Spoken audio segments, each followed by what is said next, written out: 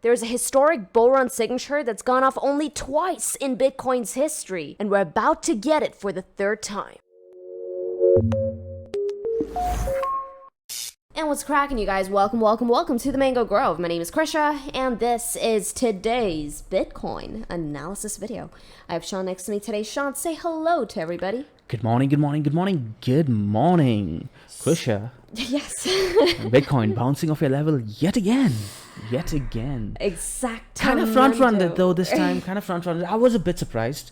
Not with the move towards the downside, but I was expecting these lows to get taken out. But all the market did was take out this low. Market's being a tad bit more bullish, and okay, let me put it this way. I don't say a tad bit more bullish. Less bearish than expected. Okay? The push down did not tap these lows. If you guys remember in the previous video, Krisha raised up our bid targets, Krisha, to 28.5k, right? Yes. That was a great call. I, however, was expecting another push down to target the low of the FEG over here, but we still haven't gotten that yet. Do we think we're going to get that? Quite honestly, we have a few new developments on this chart, guys, and both the developments that we found today are both bullish, believe it or not. So we will be going over that in this video. But now before we get into the meat of this analysis, I want to bring everyone's attention to the premium videos section right here. There is a brand new video in there uploaded by Sean. Now, Sean, there's a lot of golden nuggets that you give people there, especially for people looking for those long-term trade opportunities, right? So you drop some serious alpha there in addition to you discuss a bit of a potential narrative play that you're looking at. So I definitely suggest checking out that video if you haven't already done so. Now, if you guys have been following along, you guys know that Mango is still bullish and nothing has changed in that regard, guys. We are still bullish. We were looking at certain plays on Bitcoin that has been keeping us on the bullish end. Now, this is one right here, which is hinged primarily on the weekly Bollinger Band. As you can see, I have things marked out for you. Now, what I have marked out for you here is every time price has penetrated the midpoint, that red line running right through the Bollinger is the midpoint. Every time price has penetrated that and lived over the midpoint, that has marked bull market territory. And as you can see here, we had the first instance right here, Sean, April of 2020, price took out the mid, and every touch of the midpoint was met with support, taking Bitcoin all the way up to those 60k highs. Now, once again, we got another cross right here on August of 2021, once again taking Bitcoin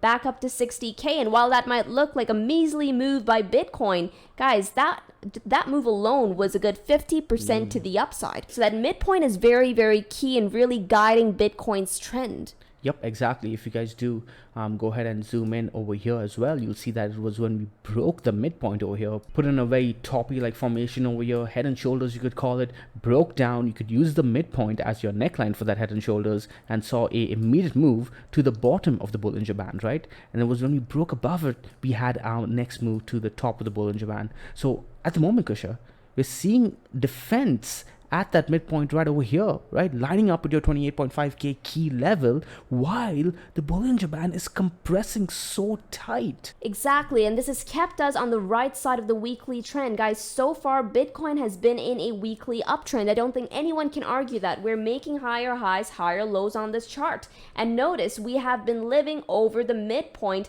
for this entire duration. And that's why, guys, that's why we'll be looking for Bitcoin to hold this as that major region of support to tell us that, hey, things are still leaning bullish. Exactly, guys. This is the pivot level right over here, right?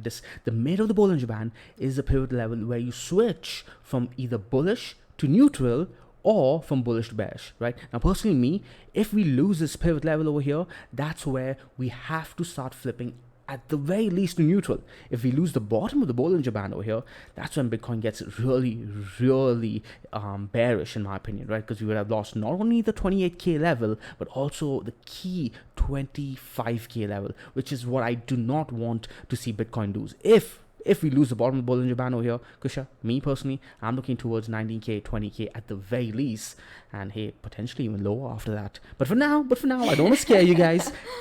The bias is still bullish, okay? And the bears have failed to show any strength on the moves to the downside. They have failed to show any continuation on those moves to the downside. Exactly, Sean. Now, guys, if this Bollinger Band midpoint breaks, in addition to all of the other bullish indicators that we're looking at, we will let you guys know. So if you want to stay on the right side of that, if you want to stay on the right side of Bitcoin, make sure you hit the sub and the bell icon. That way you are always keeping updated.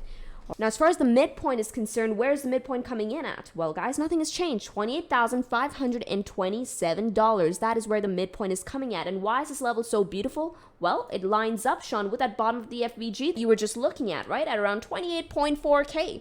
All right, so now we have the FVG there. We have the Bollinger mid there. But in addition to this, guys, we discussed another confluence at 28.5K. And what was that? Well, that was the weekly Ichimoku cloud. Now, this, guys, is one of those new bullish developments on Bitcoin's chart. Now, there's a lot going on here, but before I get into the lot going on here, Sean, I want to give you props. I want to give you props for, well, when Bitcoin actually got up to the top of the cloud, you were the one who said that, hey, yeah, we're at the top of the cloud, but I'm still looking for Bitcoin to enter through the side of the cloud, and look at where we are. Yeah, because while it would have been great for Bitcoin to break into the cloud from this region over here, right around 30,000, that would have had me looking for a smaller move to around 38,000 at that point, right? But now entering the side over here, okay, based on my extensive experience with the cloud, gives us a much bigger move all the way to the edge of the cloud over here at around $42,000. But all's not rosy, guys. We still have a risk in the equilibrium over here with the Kijun all the way down over here at 23,000, right? So that's what I don't like. We want Bitcoin to start grinding up for long enough now for the Kijun to start entering the cloud as well. So yeah, that's a video for another day. But yeah, things are looking good. Things are going according to plan, and Bitcoin has entered the cloud from the side, and the Tenkin has flattened out as well. Now, for those of you in the Mango Seed program, you guys have an entire module dedicated to the Ichimoku cloud that essentially gives you a concrete foundation of how to juice this current setup. Like, it's super exciting. Now, for those of you who are unaware, Bitcoin has entered the Ichimoku cloud. Now, there is a classic play called the edge-to-edge play, where it's a play from, well, one edge of the cloud all the way up to the other edge of the cloud. That is called the edge-to-edge play. And Sean, we have finally entered the cloud, giving that trade setup a higher probability of playing out. And again, if you guys are familiar with cloud theory, you are probably noticing that this move needs to happen within the next week or two, right? So the volatility as well as cloud theory is telling us that within the next week or two, Bitcoin needs to start making its move to the upside. And hey, if we start taking out the high over here around 30,000, closing weekly calendars about 30,000, I think we initiate that edge-to-edge trade, Krisha. Exactly. And another new development on this chart, Sean, is the Tenkin. Check out what the Tenkin has been up to. The last time we spoke about Bitcoin, we were on this last weekly candle, right? The Tenkin was still sloping up and aggressively at that too. We finally have a flat line on that. Now, where is the Tenkin and the bottom of the cloud coming in at? 28.4K, guys. Look at the confluence, 28.4, 28.5K level. That is the level, and that's why we're looking for Bitcoin to find support on there. So let's reiterate all the confluence. We have the Tenkin support at 28.4K. We have cloud support at 28.4K. We have the Bollinger Band midpoint coming in around 28.5K.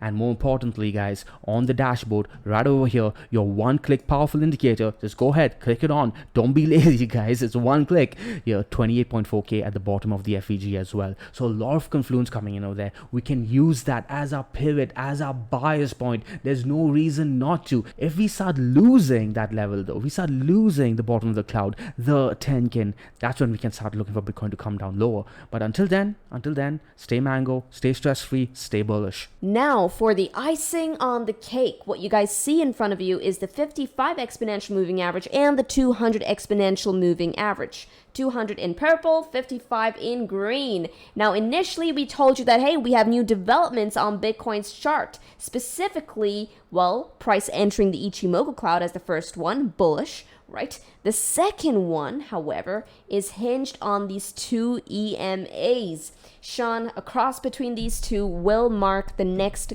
golden cross for Bitcoin. And who doesn't love gold? So now what I've done for you guys is I've gone ahead and marked out every historic golden cross on the 3-day time frame on Bitcoin. So far, guys, we've only had 2 golden crosses on the 3-day time frame. Okay, one right here in December of 2015. All right. Now, as soon as we got that cross, yeah, there was some intermediate consolidations, but hey, we were propelled into bull market from when we got that cross. Okay, I'll even take it from the top. I'm going to be very modest with this. Take it from where price was at the time. Okay, all the way to, well, the top of the bull run. How much was that in terms of percent? That was like a 3,918%. That was the markup phase in that cycle. How about the next one that we got here? Now, this was May of 2019. Now, this is where we had that parabolic run from 3K all the way up to $15,000. What I want you to notice on this particular cross, guys, is that throughout that entire run up, okay, from where we got that cross all the way up to $60,000, Sean, that golden cross maintained itself. Yep. It stayed crossed bullish. In fact, I do remember this viscerally during the COVID markdown. We were bearish, right? Yeah. Underneath the 200 exponential moving average and the 55 EMA. We were looking at the 3-day time frame as well as the 4-day time frame. It was this juncture right over here, guys, when Bitcoin started clearing that 200 exponential and 55, essentially defending the golden cross, right? Because if we had stayed there long enough, this golden cross would have gotten undone. But the bulls defended it, showing us the importance of that golden cross for the bull market to remain intact. And that's when Krisha and I had to flip our bias back to bullish as well. And hey, Krisha, are you telling us that we're about to get that golden cross? Exactly, Sean. So now the main question is, do we see that cross happen this month? Okay, August of 2023. So far, guys, we have not received the cross just yet, but we are converging there. You can see just how close that convergence is. Right? But now, as far as the level that I'm looking for Bitcoin to take out, to expect that next rally and perhaps even giving us this golden cross is going to be this. I want to take you guys back on over to the Mango dashboard, okay? Bitcoin on the daily time frame. It appears we're seeing a bit of a pickup right now. Turn on your bullish FVGs, but in addition to that, go ahead and turn on your Ichimoku. Guys, one click, magic indicators. Just go ahead, turn on the first option, Ichimoku. That's going to bring up your daily Tenkin and your daily Kijun. Sean, I'm going to be expecting the next move to the upside as soon as we start taking out that Tenkin right there, coming in at around 29.5K. And why I particularly like this level is that we're seeing confluence with that daily FVG as well. So what I'm going to be looking at is 2 consecutive daily closes over that 29.5K level. 2 candle closes, I'm saying that this is ready for the next move to the upside. Now, as far as targets concerned, guys, our targets remain the same. Target 1 coming in at $42,000, okay, and target 2 coming in at around $62,000. That's going to be a good 45% to the upside. To target 2, that's going to be a good 100% to the upside. That's going to be a 2x on that trade. But now remember, guys, price is moving dynamically, and if we have new information on the chart that forces us to flip bearish, we will be keeping you guys updated. Alright, so if you want to stay updated with that, make sure you hit the sub and the bell icon, that way you are staying on the right side of Bitcoin. Now, this is all we have for you for today. We really hope you guys enjoyed this video. If you did, hit the like, and we'll see you in the next update. Trade safely, trade stress-free, trade the mango way, trade the easy way. Ciao, you guys. Ciao.